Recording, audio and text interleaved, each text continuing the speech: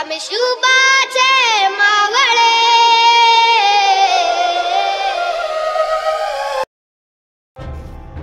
प्रकरण 53. खंडोजी खोपडे आणि कान्होजी जेधे. अफजलखानाचा वध आणि त्याच्या फौजेचा फडशा उडवल्यावर त्याच रात्री दिनांक 10 नोव्हेंबर 1659 महाराज पुढच्या चढाईसाठी कूच करून गेले. पुढे पन्हाळगडाला सिद्धी जौहरचा वेढा पडला. त्यातूनही महाराज निसटले. विशाळगडावर गेले. तेथून राजगडावर आले. आता त्यांची आणि आईसाहेबांची नजर पुन्हा अफजल प्रकरणाकडे आणि प्रतापगडाकडे वळत होती. त्यावेळी अफजल खानची दाणादाण उडाली. हजारो मेले, हजारो जखमी झाले, हजारो शरण आले, पण थोडेसे पसार झाले. त्या पसार झालेल्यात फाजल खान, मुसे खान, याकूत खान, अंकुश खान, हसन खान, मसूरकर, सुलतानजी जगदाळे हे प्रमुख होते. त्यात प्रतापराव मोरेही होता. या जावळीकर प्रतापरावाला जावळीचे राज्य हवे होते. पण खानही गेला, जावळीही गेली आणि मनोराज्यसुद्धा गेले. खानाच्या फौजेची न भूतो न भविष्यती दानादान उडाली. प्रतापरावांना जावळीचे अखेरचे दर्शन जीव घेऊन पळत असताना होत होते. पुन्हा मोऱ्यांना जावळी दिसलीसुद्धा नाही. पळाले. झाडी दाट दाट, त्यातून काळाक भिन्न काळोख. त्यातूनच जीवाच्या आशेने अनेक जण धडपडत निसटले. शेकडो जण आधीच कैदेत सापडले. पण एक माणूस आता अंधारातून चाचपडत त्या भयान जंगलातून लपत लपत वाट काढीत होता. तो भांबावला होता. जीवाच्या आशेने तो अंधारातून तोंड लपवीत धडपडत चालला होता. कोण हा? खंडोजी खोपडे देशमुख. स्वराज्याशी हरामखोरी करणारा तो स्वार्थी दगलबाज भेकड फितूर खंडोजी खोपडा. त्याला महाराजांच्या प्राणांची, देवाधर्माची, स्वराज्याचीही पर्वा वाटली नाही. अफजलखानाला सामील झाला. तिथे तरी निष्ठा नाहीच. खान मेला आणि हा बेवकूफ हरामखोर लपत छपत जगायची इच्छा करीतच पळत होता. पण कुठे जाणार? खान तर मेला. आता वाली कोण? आज ना उद्या आपण नक्की सापडणार आणि महाराज नक्की आपल्याला ठार मारणार ही भीती त्याला वाटत होती. खंडोजी खोपडा जावळीच्या जाळीतून पळाला आणि दूरच्या जंगलात तो दडून राहिला. तो विचार करीत होता की आता जगायचे कसे. प्रतापगडाचा वणवा शमला असे पाहून मग खंडोजी एके दिवशी चोरून बाहेर पडला आणि गुपचूप त्याने रोहिड खोरे गाठले. रोहिडगडाच्या परिसरात खंडोजी खोपड्याची देशमुखीची गावे होती. उतरवळी, नाझरे, बाजारवाडी वगैरे गावे त्यात होती. खंडोजी या भागात लपून राहिला. कुणाच्या आधाराने जगावे हे त्याला कळेना. जवळजवळ 1 वर्ष त्याने असेच चोरट्यासारखे लपून काढले. पुढे महाराज विशाळगडावरून राजगडास आले. ऑगस्टच्या मध्यास इसवी सन 1660 मावळात नवे चैतन्य खेळू लागले. तेव्हा खोपडा विचार करू लागला. त्याने मनाशी काही गुंज मांडले आणि त्याने आपला एक पोरगा म्हणजे नोकर गुपचूप हैबतराव शिळमरकरांकडे पाठविला. हैबतराव शिळमरकर महाराजांचे सरदार होते. ते निष्ठेने महाराजांच्या संगतीला राहिले. त्यांनी मोठी शमशेर गाजविली. महाराजांची शाबासकी मिळवली. हैबतराव म्हणजे महाराजांचा सखा. शिळमरकरांच्या कुळाला भूषण झाले असे हैबतराव खंडोजी खोपड्याचे जावई होते. जावई इनामाला जागून महाराजांची पाठराखण करीत होता आणि सासरा लाज सोडून दुश्मनाच्या उष्ट्या पत्रावळी गोळा करीत होता. तितक्याच निलाजरेपणाने सासऱ्याने जावयाकडे आताही पोरगा पाठवून कळविले की मी जगून वाचून निसटलो आहे. पण माझ्या उरी महाराजांचा धाक बसला आहे. सांगा आता काय करू नि कसे करू मी. खोपड्याला धीर निघेना. पोरग्याच्या मागोमाग खंडोजी स्वतः हैबतराव शिळमरकरांकडे गेला. नको असलेले हे अवघड दुखणे त्यांच्याकडे पायाने चालत आले. आता हा सासरा काय मागणे मागतो, खंडोजी हैबतरावांना म्हणाला. या उपर आमचा विचार महाराजांचे अभय घ्यावे असा आहे. हैबतराव शिळमरकरांच्या डोळ्यांपुढे काजवे चमकले. महाराजांना भीड घालायची? महाराजांच्या समोर उभे राहिल्यावर शब्द तरी निघेल का तोंडातून भिडेचा? आणि महाराज ऐकतील, संतापतीलच. शिळमकरांच्या डोळ्यांपुढे जणू संतापलेले महाराज दिसू लागले. आग नुसती कसे सांगायचे या विस्तवाला की एवढा तेलाचा बुदला पदरात घ्या म्हणून जळून खाक करील की तो. शिळमकरांच्या हैबतराव काहीच बोलले नाही, पण मुकाट उठले आणि प्रतापगडाखाली जावळीला आले. कान्होजी नाईक जेध्यांचा मुक्काम जावळीत होता. हैबतराव अवघड चेहरा करून कान्होजी नाईकांच्या पुढे गेले. कान्होजींनी जाणले की हैबतराव मनात काहीतरी जिन्नस धरून आले खास. काय बेतावर येणे केले असेल. आणि मग हैबतरावांनी कान्होजी नाईकांना सासऱ्याचे अवतार कार्य सांगितले. कान्होजींनी निपचिप ऐकून घेतले. खंड्या खोपडा लढाईतून जिवंत सुटला, आता जगायला बघतोय. पण आता कठीण. आता खंड्या महाराजांच्या तलवारीखालून सुटत नाही. एक दिवशी राजांच्या भवानीचा तडाखा खंड्या खाणार. कान्होजींनी महाराजांना चांगले बयाजवार जाणले होते. त्यांनी खोपड्यांचे भविष्य ओळखले. महाराजांच्या समशिरीला आणि शिस्तीला लवचिकपणा ठावाच नाही. वाकडा गेला की तुकडा पडलाच. पण आता हैबतरावांनी कान्होजींना म्हटले, नाईक, तुमची भीड महाराजांपाशी आहे. तुम्ही खंडोजी खोपडे यांचा जीव वतन वाचवून यश घ्या. म्हणजे महाराज कान्होजींचे ऐकतील. हो, ऐकतील असे हैबतरावांना वाटत होते. कान्होजींनी महाराजांची आजवर जीवापाड सेवा केली आहे. भोसल्यांच्या शब्दाखाली त्यांनी 24 वर्ष देह राबविला आहे. महाराजही कान्होजींना वडिलांप्रमाणे मानतात. मग एवढी दयेची रद्दबदल मानणार नाहीत का? महाराज मानतील, आपल्या माणसांपुढे महाग होणार नाहीत असे हैबतरावांना वाटत होते. कठीण काम कान्होजींच्या गळ्यात आले. आता हा गळून पडलेला रोगट आंबा पुन्हा झाडाला कसा चिकटवायचा? कान्होजी पेचात पडले. साप नाही म्हणावे तर तसे म्हणवे ना, कारण खोपडा पडला हैबतरावांचा सासरा, शिवाय रोहिड खोऱ्यातला शेजारी. म्हणून कान्होजी नाईक उठले, महाराजांकडे निघाले. काय बोलायचे याचा विचार करीत ते गड चढू लागले. 100 मनांचे ओझे शिरावर असल्यागत त्यांची चाल जड पडत होती. कान्होजी गडात शिरले. ऊर धडधडू लागले. मनाचा हिया करून तसेच ते महाराजांपुढे एकांती गेले.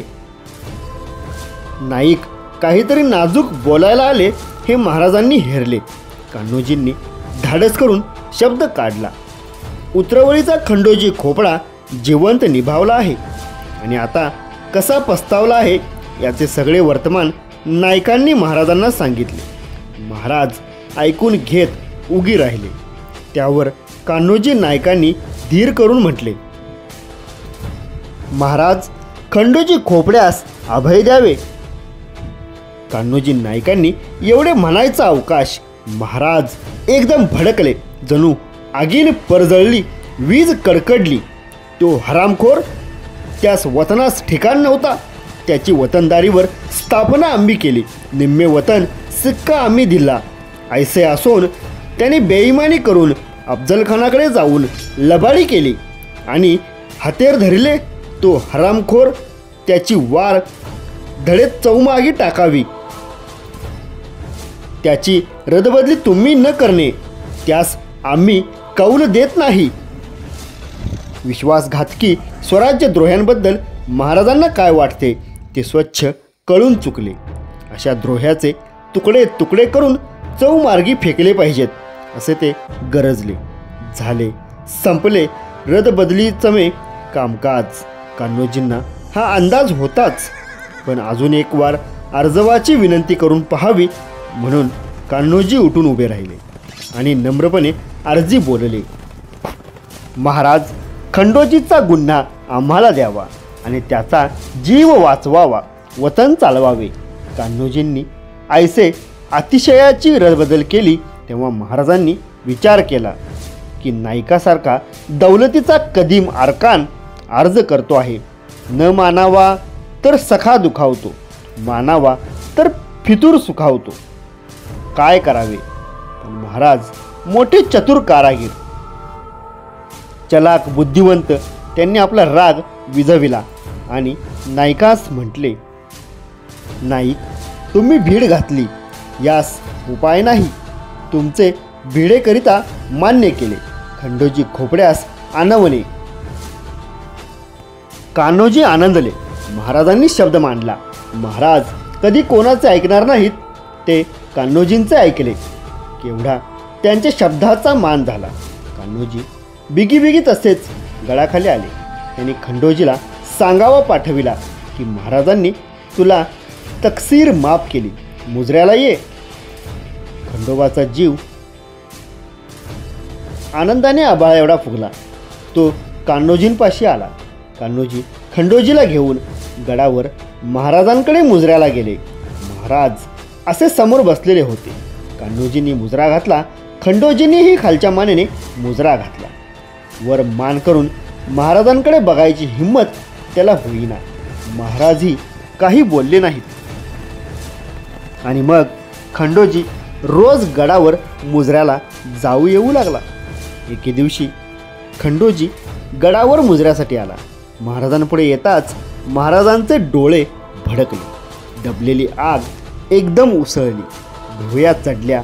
मस्तकावरचा तुरा गदगदा हिंकाळला.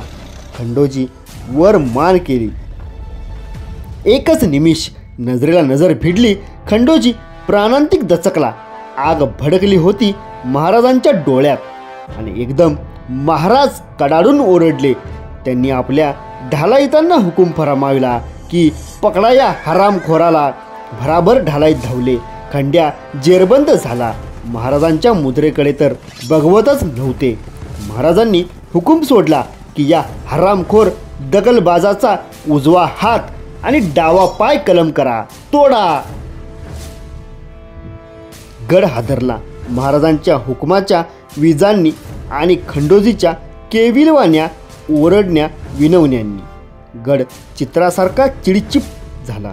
महाराजांचे चित्त किंचितही द्रवले नाही. खंडोजीचा उजवा हात आणि डावा पाय तुटला. शिवा इतके शांत आणि सहनशील शिवाजी महाराज शिवा इतकेच भयंकर उग्र होते. गडाखाली कान्होजी नायकांना ही बातमी कळली. कान्होजी तापले. काय केले महाराजांनी? हे हातपाय तोडले. हा काय न्याय झाला? दिलेला शब्द मोडला राजांनी. कान्होजी फार फार तापले. तसेच उठले आणि लगबग खंडोजीकडे धावले.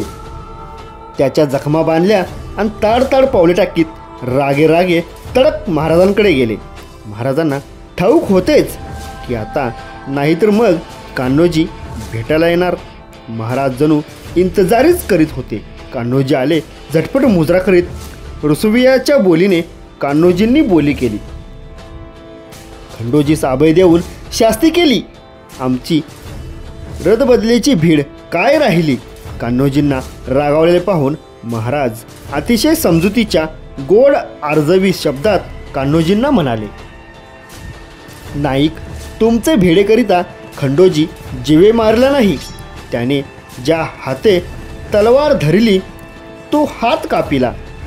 ज्या पायाने चालवून गेला तो पाय कापिला. नाहीतर तो हरामखोर त्याची 4 धडे चौमार्गी टाकावी ऐसी त्याची लायकी. परंतु त्यास ठार मारणार नाही असे महाराज म्हणाले होते. त्याप्रमाणे त्याला जिवंत सोडला. पण त्याने केलेला भयंकर गुन्हा क्षमा करण्यासारखा होता काय? स्वराज्याशी भयंकर हरामखोरी करून कोणीही सुखरूप सुटू लागला तर लोक म्हणतील की या राज्यात कसेही वागले तरीही चालते, पश्चाताप लिहून दिला की माफी पदरात पडते. लोकांचा असा समज होणे योग्य नाही. राज्यावर सलाबत राखायची असेल तर अशा स्वराज्यद्रोही गुन्हेगारांना कडक शासन केलेच पाहिजे, नाहीतर हे स्वराज्य फितुरी हरामखोरीपायी रसातळाला जाईल. महाराजांचे चुकले.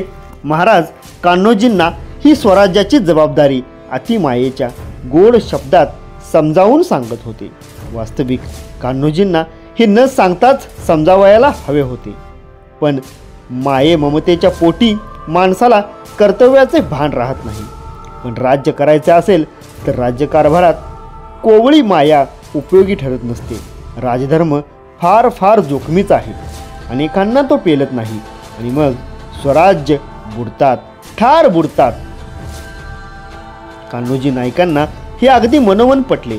महाराज म्हणतात तेच खरे पृथ्वी मोलाचे. आपणच अशी हरामखोरांची वेडी माया धरू नये. आणि नाईक हसले, रुसले होते ते हसले. त्यांना पटले की महाराजांनी केले तेच बरोबर. आणि कान्होजींनी महाराजांना हसून मुजरा घातला. आईसाहेबांचे अनुष्ठान सबळ राजाला यशच येत गेले. महाराज अफजलखानास पूर्ण उरले. कधी नव्हता झाला असा आनंद आईसाहेबांना झाला. त्यांच्यासारख्याच तळतळणाऱ्या कितीतरी आयांची मने निवली. महाराजांचे करवले तितके कौतुक आईसाहेबांनी केले, परंतु ते आईचे मन थोड्या कौतुकावर तृपेना.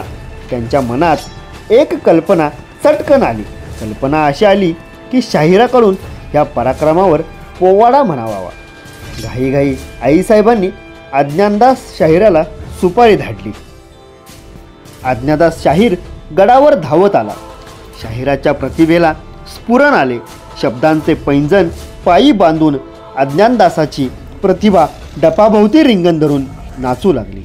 त्याने असा गुंजावणी पोवाडा बांधला की सराफ पटवेकरांनी पटवलेली हिऱ्या मोत्यांची जणू चिंचपेटी. अज्ञानदासाच्या वाणीत विलक्षण जादू भरली होती.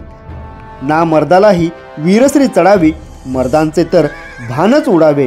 त्याने कानावर नुसता हात ठेवून धारदार आवाजात ललकारी दिली की जमिनीवर ठेवलेली करडी, डब, झांजा, तुंतुनी जागच्या जागी जणू आपोआप आवाज करीत थै थै नाचू लागतील.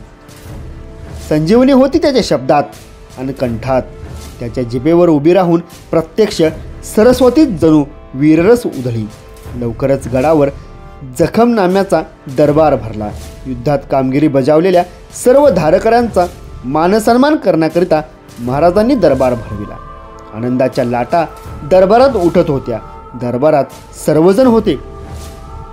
त्यात कान्होजी जेदेही होते. राजाची सभा दाटली होती. एवढ्यात दरबारात एकदम डफावर झणझणीत थाप पडली. महाराजांसकट सर्वांच्या नजरा तिकडे खेचल्या गेल्या. तुंतुण्याची तार झंकारली. झांजाची झिंझिन साथ देऊन उठली.